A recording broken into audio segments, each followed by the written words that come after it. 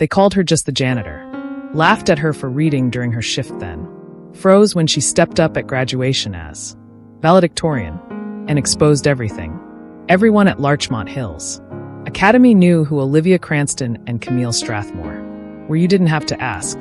They were the daughters of people who flew private, who dined where the menus had no prices. When they walked into a room, people either stood up or looked down. Out of habit, out of fear, or out of envy. They weren't evil, not exactly.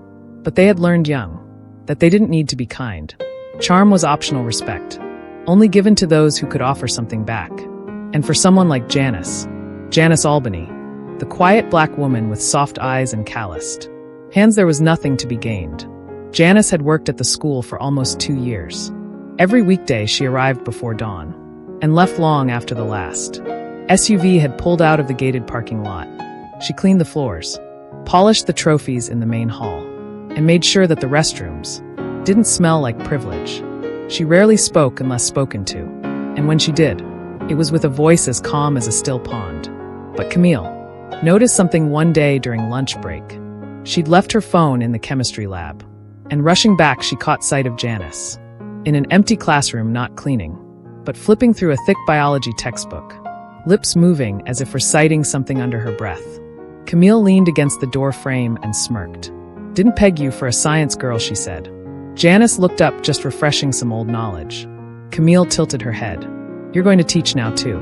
Janice smiled, not exactly. It started small. Side comments, laughter when Janice walked by. Camille told Olivia, and the two made a game out of it. "Oh, look." Olivia whispered one morning as Janice wheeled her cart past their lunch table. "Einstein with a mop." Camille chuckled, probably writing her thesis on floor wax. They laughed a little too loudly. Other students heard. Some laughed along, others just looked away. No one stopped them. Janice kept her head down, she always did. But the students missed the way her eyes lingered on the school crest, engraved on the wall, her gaze not bitter but calculating. They didn't notice how she listened more than she spoke, or how she always had a notebook in the side pocket of her cart, half filled with observations. There was one person who treated her with warmth. Mr. Del Toro, a literature teacher from Fresno, with a soft spot for underdogs.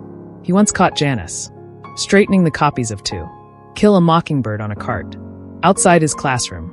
"You know," he said, "most people just stack them and move on." Janice gave a half shrug. "That book deserves better than crooked edges," he grinned. "I say that all the time." He paused. "You've read it?" Janice looked at him twice. "First time in high school. Second time when I was old enough to understand what it really meant." He never asked more than that. But from then on, he'd leave a book for her on the bench, outside the staff room every other Friday. No note, no questions. Still, the girls didn't stop. One afternoon, Olivia waited until Janice passed by, then muttered, "I bet she sleeps in the janitor's closet. Probably dreams in Clorox." It wasn't just rude, it was cruel. But Janice kept walking, and that bothered Olivia more than anything. She expected shame or anger, or at least a flinch, but Janice's silence felt like a mirror they couldn't avoid, and that made her dangerous. The school's lights dimmed around 8 p.m. most nights, but a few always stayed on, just enough to cast long shadows across the marble corridors. That's when Janice came alive in a different way, with the classrooms quiet and the noise of teenage self-importance gone. She'd roll her cart into the supply closet, change into a fresh shirt, and carry her notebook to room 114. Room 114 wasn't assigned to any particular class anymore. It had a flickering light and one desk leg, shorter than the rest. Most teachers avoided it, but Janice had claimed it. The door didn't lock, which was fine. She didn't need privacy. She just needed space. She'd pull out her laptop, a 6-year-old Dell missing the N key, and log into her coursework. She was 6 credits away from completing a degree in educational leadership through an accelerated adult program offered by the same university that operated Larchmont Hills Academy, a quiet little clause buried deep in the staff handbook granted full scholarships to employees who worked at least 30 hours a week. Most never noticed it. Janice did. It wasn't about ambition anymore. It was about finishing something that had been interrupted years ago, back when she had a child, a husband, a stable job in Maryland, and then lost all 3 in the space of 18 months. Life has a way of knocking the wind Out of you before you realize. You'd been holding your breath. But she never complained. Not to anyone. That wasn't how she was raised. Sometimes late at night, she'd get a text from her sister in Detroit. You sleeping or still playing superhero Janice? Would reply with a photo of her textbook and a line. Chapter 6 is kicking my behind. Her sister always sent a laughing emoji followed by, "You're still the smartest person I know. Don't let those stuck-up girls get to you." She never told her sister just how bad it had gotten. She didn't mention the time Camille accidentally knocked over the bucket of dirty water and smirked as Janice knelt to clean it, or the time Olivia whispered to a group of parents on tour that the school loved to hire charity cases. Still, Janice kept showing up, always 5 minutes early, always with her cart clean, her uniform pressed. She was patient, but she wasn't naive. She understood the culture of the school better than the girls ever could. Behind the polished wood panels and curated diversity brochures there was rot. Not everyone, of course, but enough to stain the air. Janice didn't need to fix it, she just needed to watch, listen and report. Because what the students didn't know, what not even the staff knew, was that Janice had been recruited for more than just mopping floors. 2 years ago, after an internal report surfaced accusing the academy of ignoring racial and economic discrimination, the board of trustees agreed to a radical idea. Plant someone inside. Quietly, someone who wouldn't raise suspicions. Someone who could see everything. Janice had been working part-time at a community college in Oakland. When she got the call, they offered her a job, no title, no special treatment. Just an ID badge, a mop, and a mission. To observe, to take notes, to document the patterns of behavior that couldn't be captured in policy memos or camera footage. It wasn't glamorous, but it mattered. And in the dead of night, with her coursework open in one window and her field notes in another, Janice wrote everything. Not just the cruelty, the indifference, the smiles that disappeared the second someone turned their back. She wrote about the good teachers too, the few students who looked her in the eye. The way Mr. Del Toro left that copy of Beloved, with a sticky note that said, "For someone who understands silence." Still, every shift drained her. Not from the work, but from the weight of pretending. She carried their ignorance like a second uniform. And every day it grew heavier. But something was coming that would lift it all. Just not in the way they expected. By early spring, the students at Larchmont Hills Academy were already half checked out. Senioritis had crept in like fog, slow, thick, et smug. Olivia et Camille ont. Passé la plupart de leurs jours dans le salon senior n. Feuilletant les emails d'acceptation de colleges et en l'enquête de dards. Verbox à en import que ils ont seni suyus. But it wasn't enough anymore to make jokes in passing. The thrill had worn off. They wanted a reaction. One Monday morning, Camille marched into the admin office and faked concern. "I think the janitor's been stealing test copies," she whispered to the front desk clerk, lowering her voice dramatically. "I saw her in a classroom late at night alone." Miss Robbins blinked. "Janice, are you sure?" Camille put on her best wounded angel face. "I mean, I don't want to get anyone in trouble. But this school is supposed to be secure, right?" It was a calculated move. If anything came of it, great. If not, the seed of doubt had been planted. That afternoon, Janice was called into the operations office. No accusation, just routine questions. She sat calmly, as the facilities manager glanced at his clipboard, clearly uncomfortable. "We just wanted to ask if you've been spending time in unused classrooms during your shift." "I clean every classroom I'm assigned," Janice answered plainly. "Yes, but do you stay longer for any reason?" She held his gaze. "I finish my work. Sometimes I take a break. Same as anyone else." He nodded and scribbled something. "Okay, that's all." Janice stood up. "If there's a concern about my performance, I'd appreciate a direct conversation." The man's ears turned pink. "No concern. Just, protocol." It was a weak lie, and they both knew it. Outside the office, Janice found Camille leaning against the wall, pretending to scroll her phone. The smile she gave wasn't friendly. "Everything all right, Miss Albury?" she asked, voice sugary. Janice didn't blink. "Better than you'd think." Camille's expression wavered for half a second, before snapping back into its usual smirk. But this wasn't just a game anymore. Camille and Olivia had grown up watching people get away with things that made them bold and reckless. 2 days later, Olivia orchestrated another stunt. She dropped a silver necklace on the floor near the janitor's closet, then loudly discovered it missing from her locker during lunch. A small crowd gathered. She held up her wrist dramatically. "I swear I left it in there this morning, I mean. I guess it could be gone forever," Camille chimed in. "Maybe check the mop bucket," their friends laughed. Some too nervous not to. But when one of the admin staff overheard the comment and offered to look into it, Olivia suddenly backpedaled. "Oh no, I'm sure I just misplaced it, not a big deal." The moment passed, but the damage lingered that evening. Mr. Del Toro walked past Janice in the hallway. He stopped. "You doing okay?" Janice looked up from her cart. "You've been here long enough to know the games. These kids play." He sighed too long, sometimes there was a pause. "Is there anything I can do?" She thought for a moment. "Keep doing what you're doing." That's rare enough. What neither of them knew. What no one knew was that Janice had already sent her first internal report to the board. Documented dates, quotes. Behavior patterns, names redacted. For now, but she wasn't the only one watching anymore. An independent firm had begun their quiet audits. Interviews. Surveys disguised as student engagement questionnaires. Camille and Olivia thought they ruled the school. But eyes were turning, whispers shifted direction. Still the girls carried on. Cruelty had become a habit, and habits are hard to break when they've never come with consequences. And then one Friday Janice overheard something that made her stop in her tracks. In the lounge behind a cracked door, Camille was bragging to a boy from the tennis team. "You know that janitor chick my mom says people like her are just here to make the place look diverse," she called it. "What's the word, optics?" The boy laughed. Olivia added, "My dad said the school's bleeding money, giving those scholarship perks to staff. It's basically charity," Camille snorted. "Can't fix broke, not with books." Janice stood quietly, one foot still in the hallway, one hand gripping the edge of her cart.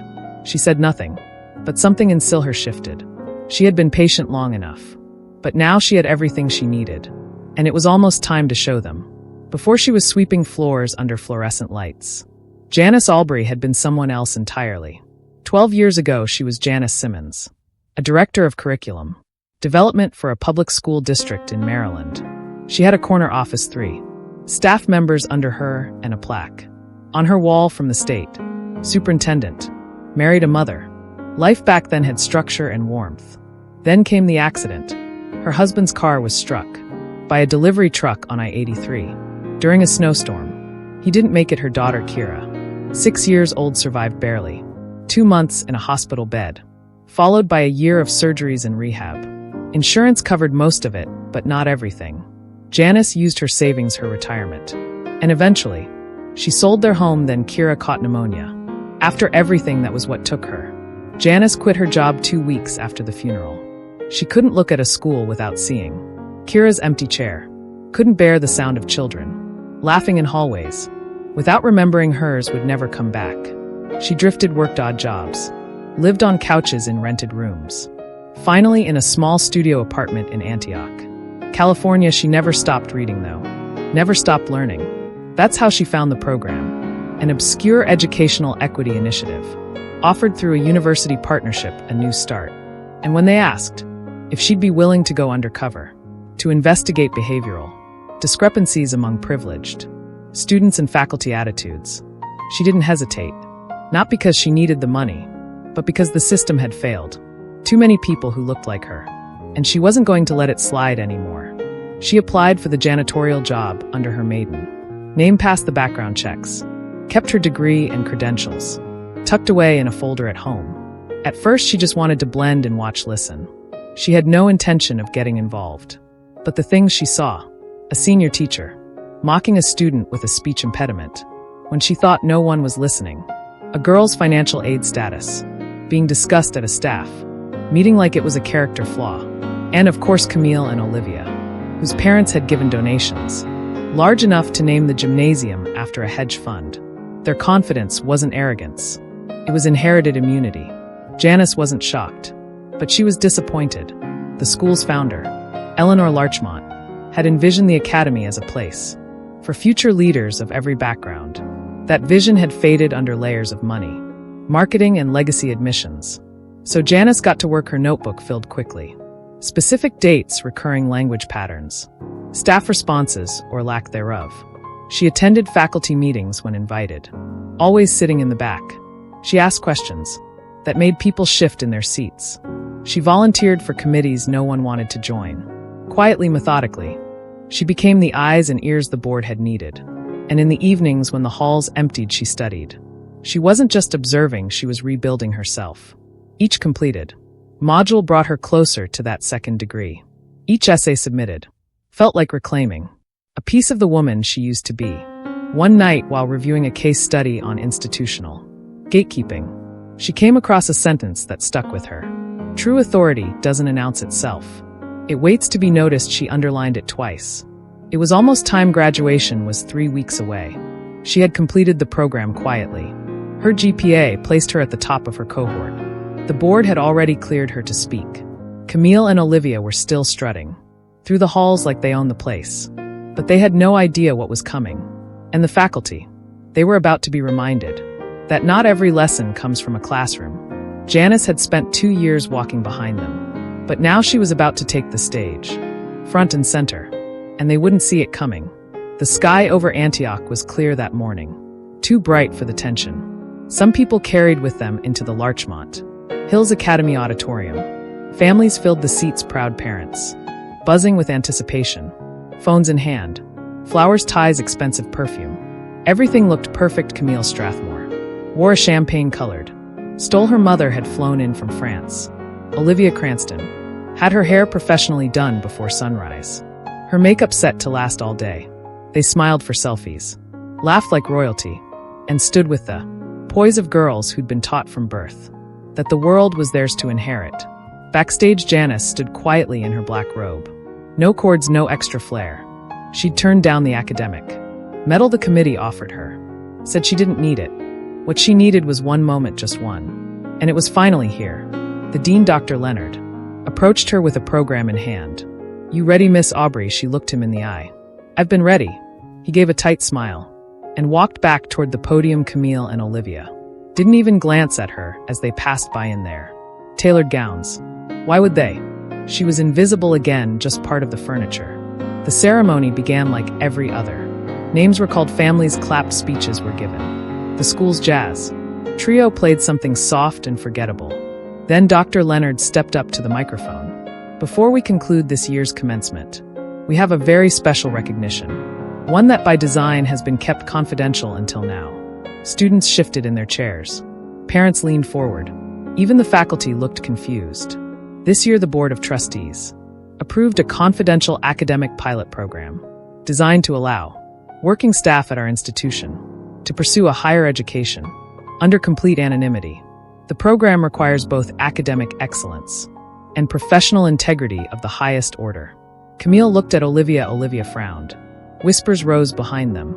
Dr. Leonard continued, "We are proud to announce that the highest academic honor this year belongs not to a student you may have studied beside, but to someone many of you passed by." Without a second thought, he paused, then said clearly, "Please welcome Janice Albany, this year's valedictorian." Silent, then like a glass dropped in a quiet room. The shock broke. Heads turned, mouths opened. Camille froze. Her face stiff. Olivia blinked hard, then laughed, until she realized no one else was laughing. Janice walked calmly to the stage. Her steps were measured, her back straight. She didn't look at anyone in the crowd until she reached the podium. Then she scanned the audience slowly, until her eyes settled right on Camille and Olivia. Then she spoke. "I came to this school with a mop in one hand and a question in the back of my mind." Her voice was strong, clear, without hesitation. "I wondered what kind of place this really was. Beyond the rankings, the brochures, the speeches. I wanted to know if respect was something you could find here, or if it had to be earned only by those wearing the right clothes, the right shoes, carrying the right last names." The auditorium was dead silent. I worked long nights, cleaned up after the same people who whispered behind my back, and when they saw me reading a book or sitting in a classroom after hours, they laughed. She paused. "But I wasn't just reading. I was watching. I was studying, not just for a degree, but for answers." She turned slightly toward the faculty. "And now I have them." Students looked around, shifting in their seats. Olivia's face was unreadable. Camille gripped her program tightly, her knuckles pale. Janice raised her chin. "I stand here today not just as your valedictorian, but as a reflection of the very thing this school claims to stand for: growth, opportunity, and truth." But she hadn't revealed everything yet. And what she said next would change the room forever. You could hear a cough from 3 rows back. A chair creaked. A phone buzzed quietly against someone's hip. But no one moved to check it. Everyone was waiting, leaning forward, bracing themselves for what Janice might say next. She didn't rush. She took a sip of water, glanced down at her notes, and folded them carefully. Then she looked back up. "I'm sure some of you are wondering how I ended up here," she said, wearing this robe, standing at this podium. A few people in the front row. Faculty mostly nodded without realizing they had. "I wasn't just here to earn a degree," she continued. 2 years ago, I was approached by the university board, after complaints were raised quietly privately, about the growing culture of class, division and entitlement. Within this academy, they asked me to apply for a job, but not as a teacher, not as a consultant. As a janitor. Now the room stirred. Janice let the silence breathe. My role was to observe. Not in a corner office, not in a meeting room, but in the hallways, the locker rooms, the late-night classrooms where students speak freely, because they think no one's listening. I was listening. A woman in the audience, one of the parents, shifted uncomfortably. Over time I witnessed small things. But small things add up. The way certain students treated others who they believed didn't belong. The way silence from adults allowed that behavior to grow. And how some of you who should have known better looked the other way. She looked toward the staff. Some of you knew. And you did nothing. The words landed like a slap. Camille's mouth had gone dry. Olivia had stopped breathing through her nose. Just sat there still, like blinking might make her disappear. The worst part, Janice continued, is that the behavior wasn't hidden. It was public, casual, normalized. And most of the time it was rewarded. With laughter, with attention, with popularity. She took a breath. "I'm not here to shame you, I'm here to remind you." Her voice softened slightly. "You don't get to decide someone's value by what they wear, or what they do for a living. You don't get to measure dignity by dollar signs or family names." She looked down for just a second, then back up with new clarity. "I once had a daughter. Her name was Kira. She would have been your age now." A hush swept through the crowd like a cold wind. "She died before she got a chance to wear a cap and gown. I'm not sharing that for sympathy. I'm sharing it because I see her in all of you. I see who she could have become. And I wonder if she had been here, would she have been mocked too?" No one dared answer. Maybe, maybe not, but what I know for sure is that if you leave here today thinking the world will bow to your name, you've already failed. She took another pause. Education is not just about books and tests. It's about how you treat the person you think you'll never need. Because life has a funny way of turning. And then came the last blow. I've submitted my final report to the board. Based on my findings, the scholarship program is being restructured to prioritize integrity and contribution, not legacy. There will be a full audit of disciplinary cases over the past 5 years, and students who have participated in harassment, yes, including verbal and social, will face formal reviews. Gasps. A low rumble in the back. A few parents whispering, "Not so discreetly anymore." Janice stepped back slightly. "This isn't revenge, this is accountability." She held the gaze of Camille, then Olivia, who had dropped her eyes to the floor. "And accountability doesn't care how rich your father is." But even that wasn't the end, because consequences would come long after the applause stopped. The ceremony ended with only half the energy it began with. Some students clapped, others didn't know what to do. A few families, clearly uncomfortable, slipped out early. But Janice remained composed, smiling as she returned to her seat. Not the back row, where she once watched from the shadows, but up front, beside board members and professors, who now looked at her with something new in their eyes. Respect. Camille didn't speak as she exited the auditorium. Her father was already waiting near the car, tight-lipped, barely meeting her eyes. Olivia's mother, arms crossed, stood by the valet in stunned silence. There were no congratulations, no flowers, just silence. Inside, a small crowd had formed around Janice. Teachers who had never said more than a polite hello were now shaking her hand. Mr. Del Toro stood at a respectful distance, waiting for the right moment.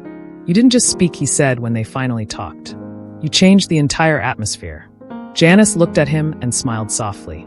The air needed changing. Outside on the lawn, some of the younger students buzzed with admiration. One girl in a red dress whispered to her friend, "I didn't even know she was in school." Her friend replied, "I didn't even know she could speak like that." People were starting to realize what they had overlooked, what they had chosen not to see. Later that evening, Janice sat in her apartment with a plastic container of leftover chicken salad and the commencement program folded on the table beside her. Her phone buzzed. It was an email from the board's director. Subject: thank you message. Your final report is being reviewed. Policy meetings begin next week. Your courage will shape the future of this school. She set the phone down and exhaled, not relief, not pride, just a quiet, grounded sense of purpose. The kind that didn't need clapping or awards. Meanwhile, word about the graduation speech traveled fast. An online clip, posted by a teacher's assistant, was already circulating among parents and alumni. The title was simple: Janitor or Genius, Larchmont's graduation shocker. And as for Camille and Olivia, Camille was summoned for a disciplinary review. Her parents had little choice but to comply. Her planned summer internship at her father's firm was quietly withdrawn. The rumor was that she'd be asked to complete community service hours before receiving her diploma. Officially, Olivia's parents pushed back, threatened legal action, demanded apologies. But when the school released excerpts from Janice's documentation, including witness testimonies and pattern logs, they backed off. Olivia was allowed to graduate but stripped of her honors distinctions. Neither girl spoke publicly about it, but those who knew them said something had shifted. The jokes stopped the whispers too. The next fall, Janice was offered a new position: Director of Equity and Inclusion, Initiatives for the school's entire district. She accepted. On her last day, walking the halls with her cart, she left a sticky note on the supply closet door. Respect isn't owed, it's revealed. Clean floors, clear eyes. J.A. And just like that, she left the mop behind. She walked out of Larchmont Hills in a navy blazer with a satchel over her shoulder.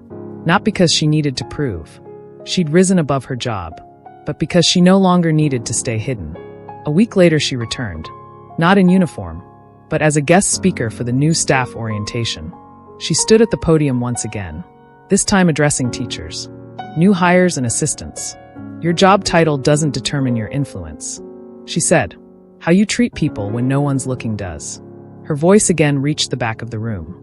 And this time, everyone was listening, because they finally understood. Respect isn't about how loud you are. It's about how deeply you're heard. If this story moved you, if it made you think twice about the way we treat people we think we'll never need, subscribe to the channel. Share this story, talk about it. We need more voices like Janice's in the world. And sometimes we need reminders that the quietest person in the room might be the one who teaches us the biggest lesson.